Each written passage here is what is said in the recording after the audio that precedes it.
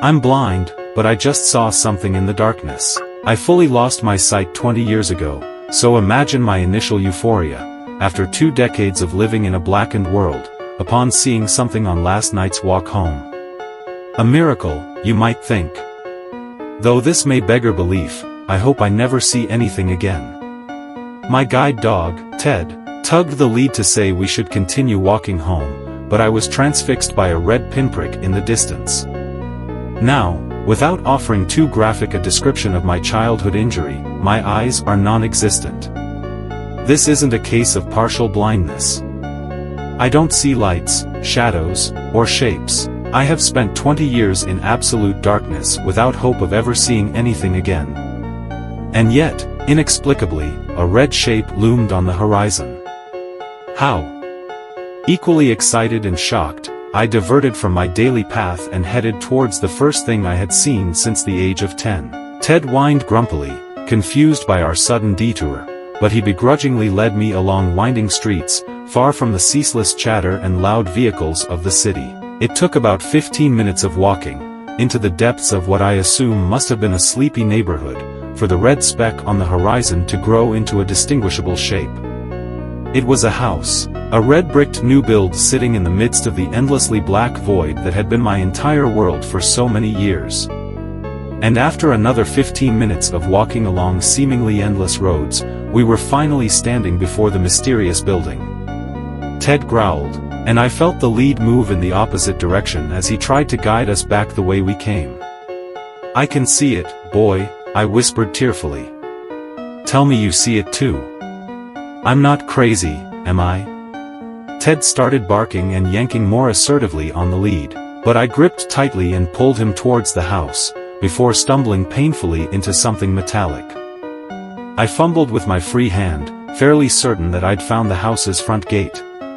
Contending with a distressed and noisy dog at my side, I eventually found and lifted the latch, shoving the gate open. The house was entirely unremarkable in and of itself. I'd expected a glitzy, futuristic building, given it had been so long since I'd seen the world, but it looked no different from every other British home I remembered from my childhood. Red bricks, brown roof tiles, and white-framed windows. The number 11 was plastered in gold on a black, featureless front door. Ted must have planted his paws firmly on the ground because I had to practically drag him along the path leading up to the front door. "I know you're scared. I don't understand it either, Ted," I said. "But I might never see anything ever again. I have to know what's happening. I have to find out how and why I can see this place. Please just let me see whether anyone answers. I promise we'll go home afterwards." Trembling with a feeling that had morphed from excitement into sheer anxiety, I weakly knocked on the black front door before me. A wave of pins and needles passed through my hand as I realized something: the door was real. I felt it. I'd convinced myself that the house must be a figment of my imagination, but there was no denying that my knuckles had rapped against the familiar feel of a softwood surface. My heart pounded erratically as the reality of my situation dawned on me. This wasn't a fantasy anymore. I was standing before something I could see. I looked around to find that the rest of my world remained a dark and empty chasm. I couldn't even see Ted at my feet, though I could certainly hear his agitated sounds. So why could I see the house? And then there was a sudden, sharp noise, metal barreling rapidly against wood. It had to be the door lock. "Hello?" I called excitably. I was wondering whether I might be able to speak to the owner of the house. Footsteps pattered softly away, I think. I can't say. And usually, I'd be able to hear a pin drop in another room. In the absence of sight, many blind people will tell you that their other senses become heightened. And yet, it was as if the sudden introduction of color and shapes to my world had lessened my usually sharp hearing. But there was much more to this unexplained event than that. Sight? What sight? I don't have eyes. "Hello?" I called again. "Please. I just want to talk." A door opened, but it wasn't the front one. It sounded like a side door leading out onto the walkway. I know it was foolish, but you don't know how it'd spend years in darkness and finally be offered a glimmer of light. I couldn't resist, as much as Ted did.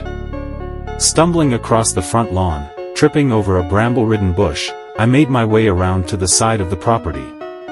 Sure enough, an open side door blew lazily in the early evening breeze. Ted's barks were growing hoarse, and he had instead resorted to a fearful whimper. I'm not sure why I wasn't afraid at that moment, but I would be. As I stepped through the doorway, I entered a glistening kitchen. White, pristine, sterile. Hello? I called for a third time. I really need to talk to you. Do you know what's happening to me? What is this place? Through the open kitchen doorway, the main lobby was illuminated by an overhead light.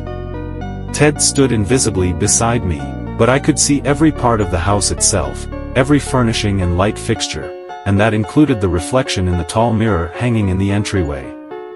The artificial light cast onto the glass pane was part of the house, after all.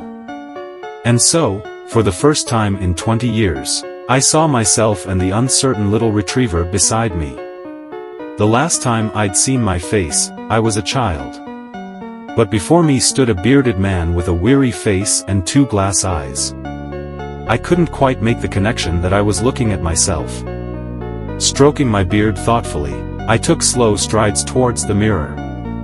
How could it be that a man with no eyes was able to see himself? The terror started to work its way into my brain. Gone was the sheer joy I'd felt upon seeing things again. The impossibility of my situation was ringing alarm bells, as it already had for Ted.